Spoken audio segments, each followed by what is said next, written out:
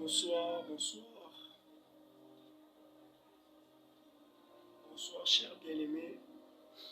Nous sommes là, nous attendons encore les bien-aimés qui vont se connecter. Malgré la voix vraiment nous dérange, je crois que nous allons y arriver à communiquer cette pensée que le Seigneur nous a mis à cœur. Je le crois vraiment fermement. Bien-aimés, si le son est vraiment parfait, veuillez nous signaler.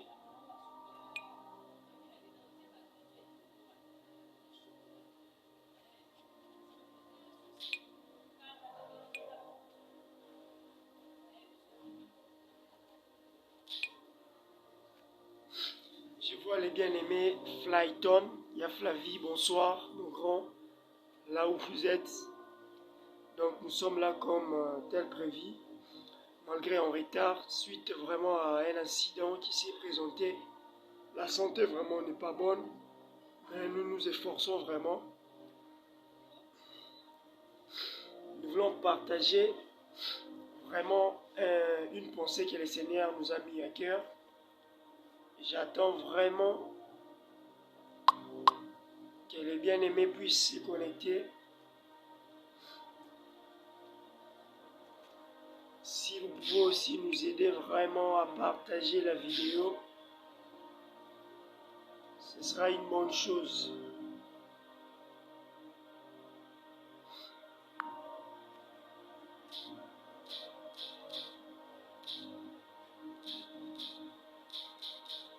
Nous sommes là, si vraiment le son est parfait, veuillez nous faire signe. Ça va vraiment nous aider.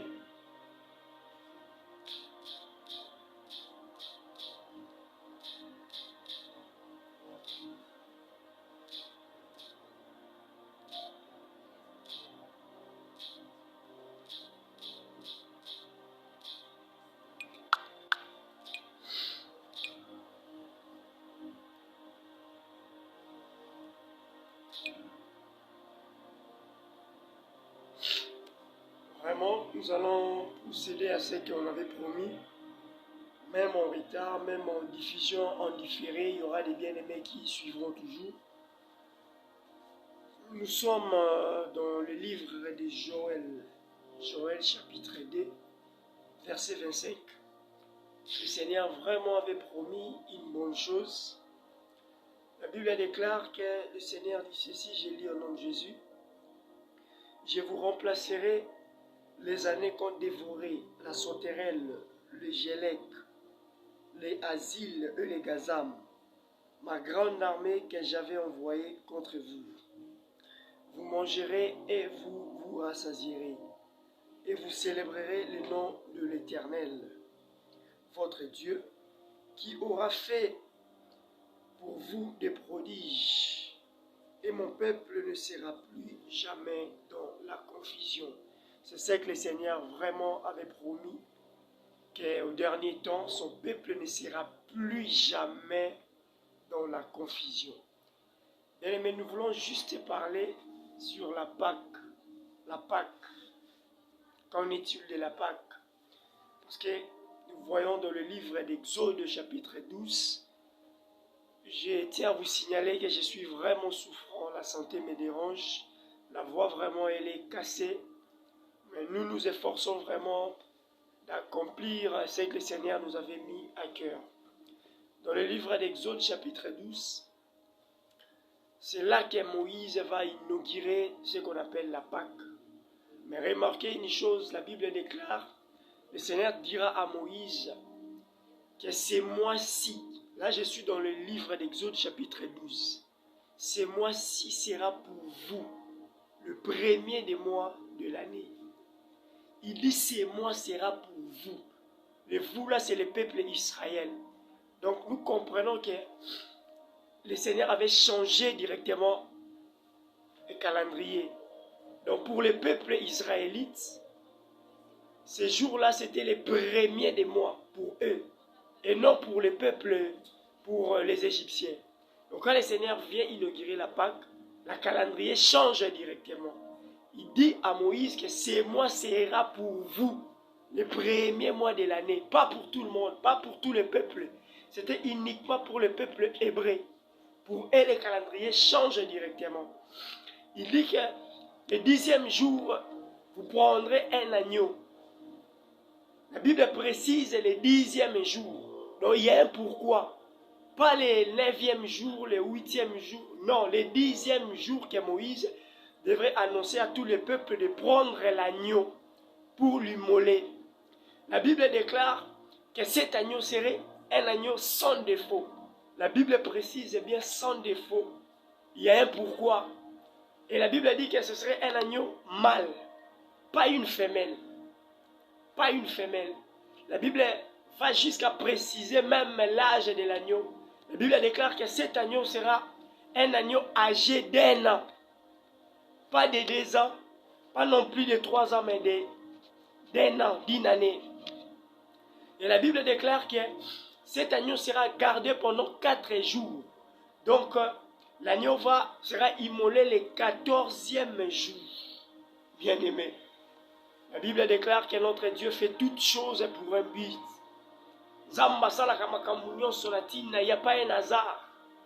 Pourquoi seulement l'agneau devrait être pris le 10e jour et à la garder jusqu'au 14e jour?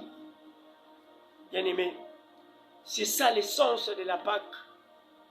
C'est ça l'essence vraiment. Mais nous voulons maintenant, avec la lumière des Écritures, nous faire comprendre, est-ce qu'aujourd'hui le peuple de Dieu est vraiment célèbre cette Pâque selon la volonté de Dieu ou selon des pensées humaines? Est-ce que Dieu vraiment est derrière cette date que les gens célèbrent la Pâque? Est-ce que le Seigneur vraiment, est-ce que c'est doctrinal, c'est conforme à la saine doctrine de célébrer la Pâque? Bien-aimés, retenez que nous avons dit dans le livre de Joël, chapitre 2, verset 25, que le Seigneur avait promis une bonne chose en disant que son peuple ne sera plus jamais dans la confusion. Le Seigneur avait dit que j'ai remplacerai les années qu'on dévorait la sauterelle, le gélec, le asile et les gazam. Il précise, j'aime cette précision, il dit ma grande armée. Donc des sauterelles, des insectes là, l'Éternel appelle sa grande armée. Donc pour Dieu c'est une grande armée. J'aime ça, bien-aimé. Il dit que vous mangerez et vous rassasierez. Bien-aimé, dans l'évangile, il faut vraiment, il faut vraiment, bien-aimé, suivre bien, comprendre les mots. Parce que dans le livre, la Bible, il y a une Bible des gens là qui utilisent, les gens des catholiques. On appelle ça la Bible Thomson. Là-bas, la Bible dit, au commencement étaient les verbes. J'aime ça.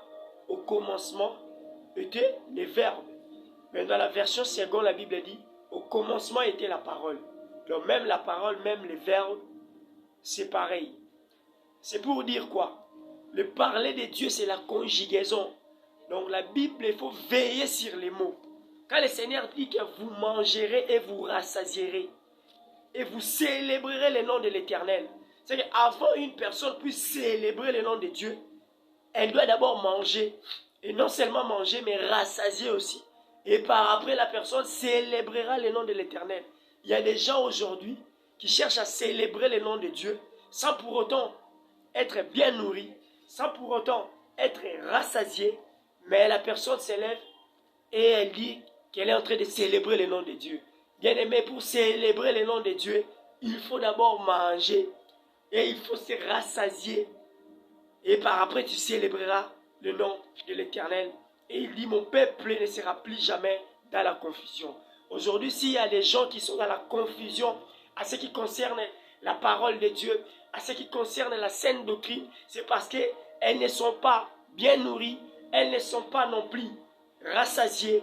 Voilà pourquoi les gens sont dans la confusion, les gens sont dans l'erreur. Bien-aimés, les choses de Dieu ont un modèle. La Bible déclare dans le livre d'Éphésiens chapitre 2, 20, l'Éternel dit que vous avez été édifiés sur le fondement des apôtres et des prophètes. Bien-aimés, c'est ça la saine doctrine. Je suis en train de prêcher d'une manière ramassée, bien-aimés, mais je sais là où je suis en train d'amener le peuple de Dieu. Bien aimé, je vais rassembler ça. Je presse, je ramasse ça et là, mais avec l'aide du Saint-Esprit, je vais rassembler ça pour donner une explication claire à ce qui concerne la Pâque. Que le Seigneur vous bénisse. Je bénis vraiment le bien-aimé Romembo Mouyamba qui nous suit depuis Paris. Que le Seigneur vraiment vous bénisse beaucoup. Je vois encore le frère Claudie Fouamba.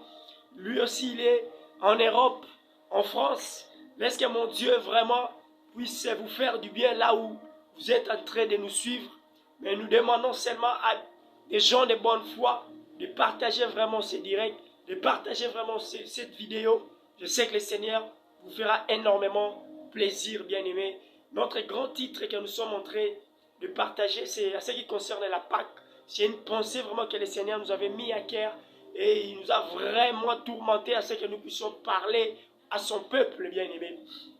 Je viens de dire tout à l'heure que dans le livre de Éphésiens chapitre 2 verset 20, la Bible déclare que vous avez été édifiés sur les fondements des apôtres et des prophètes, Jésus-Christ étant lui-même la pierre angulaire. Bien-aimé, il n'y a qu'une seule doctrine. J'aime ça. Un jour, la Bible déclare que Moïse, lorsque le Seigneur avait envoyé, il avait fait pleuvoir une pluie de manne. La Bible déclare, malgré la multitude de la manne, quand le peuple de Dieu, avant de consommer, de manger la manne, il vient chez Moïse et il dira à Moïse, qu'est-ce que c'est là? C'est quoi ça? Moïse dira, c'est le pain. Parce que manne, c'était le pain. Quelle que soit multitude, il y a manne au bazalek au monde, mais Moïse dit, c'est le pain au singulier. Cela veut dire, quelle que soit la grandeur, quel que soit le nombre de livres dans la Bible, ce n'est qu'une seule parole, c'est Christ. Parce que la Bible parle de Christ, bien-aimé. Et il n'y a qu'une seule doctrine. Mais aujourd'hui, dans les assemblées, dans cette église X là-bas, elles ont leur doctrine propre à elles. C'est pas normal. Église X, ça c'est la maïté. Cette église-là, on n'utilise pas de l'eau. L'autre là-bas, nous, on n'utilise pas l'huile. Mais il n'y a qu'un seul Dieu. Pourquoi cette divergence? Pourquoi cette divergence, bien-aimé? Aujourd'hui, il y a eu des gens qui ont célébré la Pâque. Moi, je me demande, pour célébrer la Pâque, il faut qu'il y ait d'abord l'agneau pascal. L'agneau pascal. On ne peut jamais célébrer la Pâque sans l'agneau, bien-aimé. Et les apôtres qui nous ont prêché la saine doctrine, à la lumière des Écritures, il n'y a aucun jour dans la Bible, après la mort de Christ à la croix, après la venue du Saint-Esprit, la Pentecôte, à aucun jour les apôtres prêchaient Pâques, qu'on puisse célébrer la Pâque, bien aimé. Ce n'est pas conforme à la doctrine. Parce que l'apôtre Paul lui-même est en train de nous dire une bonne chose dans le livre des Galates, chapitre 4, verset 9, jusqu'au 11e verset. Il dit, vous observez les jours, les mois, les temps et les années. Oh, mais j'ai craint d'avoir inutilement travaillé pour vous. Pourquoi? Parce qu'il avait vu le peuple de Dieu conserver cette ancienne doctrine-là, ces anciens enseignements de Moïse, en observant plutôt les jours, les mois, les temps et les années. L'apôtre Paul dit, j'ai craint d'avoir inutilement travaillé pour vous. Pourquoi? Parce que les peuples voudraient seulement garder cette culture judaïsme. Bien-aimé. Dans le livre de 1 Corinthiens chapitre 5 verset 7 jusqu'au 8e verset, l'apôtre Paul dit, Christ, notre Pâque, a été immolé. Ici, l'apôtre nous explique que la Pâque, ce n'est pas un jour, mais la Pâque, c'est tout un homme. Parce que l'agneau qu'on avait pris dans le livre d'Exode 12 représentait Christ lui-même. Regardez des caractéristiques de cet agneau. Premièrement, c'était un agneau mâle, sans défaut, âgé d'un an, bien-aimé. Nous allons comprendre une chose, que la Bible déclare que Christ lui-même était venu pour accomplir la Pâque, parce que Christ était immolé, était crucifié, c'était pendant la fête de la Pâque. C'était pour expliquer que la Pâque que Moïse avait faite dans le désert, dans Exode 12, parlait de moi. Ça parlait du Christ. Donc aujourd'hui, nous ne devons pas observer les jours en disant que c'est ces jours ici que nous allons célébrer la Pâque. Non, l'apôtre Paul dit célébrer la Pâque avec les pains sans levain. La parole de la vérité. C'est ça. Donc à chaque fois que nous avons culte, à chaque fois que nous méditons la parole de Dieu, nous sommes en train de célébrer la Pâque. Nous ne devons plus observer une journée, une date quelconque en disant que c'est ces jours ici que nous allons célébrer la Pâque. Ce n'est pas conforme à la saine doctrine. Que le Seigneur vous bénisse. Bien-aimés, je crois que demain nous aurons le temps d'expliquer pourquoi dans le livre d'Exode 12, l'agneau devait être pris le 10e jour. Pourquoi seulement le 10e jour? Et il devait être gardé pendant 4 jours pour faire le 14e jour que l'agneau sera immolé. Pourquoi il serait pris le 10e jour? Pourquoi il sera immolé le 14e jour? Nous allons expliquer tous ces détails-là à la lumière de l'Écriture. Je crois demain, vraiment avec l'aide du Seigneur, si Dieu le veut, s'il nous prête vie, nous allons vraiment expliquer toutes ces choses-là en détail. Aujourd'hui, comme j'avais dit, la santé vraiment nous dérange tellement. Hier, on était à la montagne parce que tous ces mois ici, tous les samedis, nous serons à la montagne d'intendance pendant nos 6 jours ici parce que nous tendons déjà vers la fin de ce qu'on était venu faire ici. Bientôt, nous serons vraiment là à Paris avec l'aide du Seigneur pour bâtir une église. Ici déjà, Horeb, l'ensemble des saints d'Horeb a déjà une adresse. Le Seigneur nous a fait grâce. Il nous a donné toute une parcelle vraiment pour l'église. On a clôturé. Maintenant, avec l'aide du Seigneur, nous allons construire maintenant avec l'aide du Seigneur. Et je crois que d'ici le mois de mai déjà, je serai à Paris pour l'œuvre de Dieu. Mais en attendant tous ces mois ici, chaque samedi, de 8h juste jusqu'à 10h30, nous serons à la montagne des tendances. Bien-aimés, venons, tout le monde, et moi y compris, nous allons encore chercher Dieu. C'est Dieu-là qui ne cesse de nous faire du bien. Il sera avec nous, vraiment. Je bénis tout le peuple de Dieu. Je remercie le frère Tony Fromba depuis la France. Il ne cesse jamais de nous aider, de contribuer vraiment à mon ministère par des conseils parce que c'est aussi un ami. Je vois le frère Romain depuis la Tunisie. Il ne cessait vraiment de me prodiguer des conseils à ce qui concerne les choses de Dieu. Que le Seigneur vraiment vous récompense. Je vois aussi ma sœur Mariam Dorothée. Que le Seigneur vous bénisse vraiment. Que le Seigneur vous bénisse énormément. Nous allons clôturer avec une prière. Croyez seulement. Je dis seulement, crois seulement à cette prière, à cette petite grâce. Je crois au Seigneur. Je crois à ce Dieu-là qui m'a... Ouais, surtout qui il a fait des grandes choses dans un clin d'œil.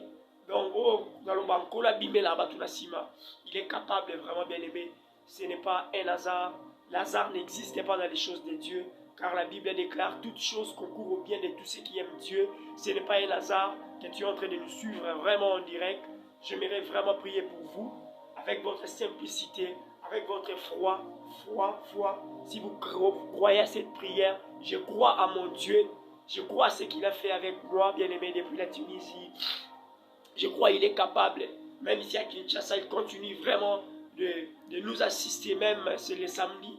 Hier, il s'est manifesté glorieusement bien-aimé à la montagne des tendances. Vraiment là où vous êtes, soyez vraiment réceptifs.